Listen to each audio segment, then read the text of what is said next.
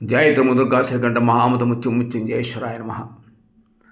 ఈరోజు మాఘ పూర్ణిమ, అమ్మవారి యొక్క దివ్యాలంకరణము. మీ అందరికీ శుభాశిష్యులు. ఈరోజు ద్వాపర యుగము ప్రారంభమైనటువంటి పుణ్యతిథి. అలానే లలితా అమ్మవారు అవతరించినటువంటి పుణ్యతిథి ఈ మాఘ పూర్ణిమ. అత్యంత శక్తివంతమైనది ఈ మాఘ పూర్ణిమ.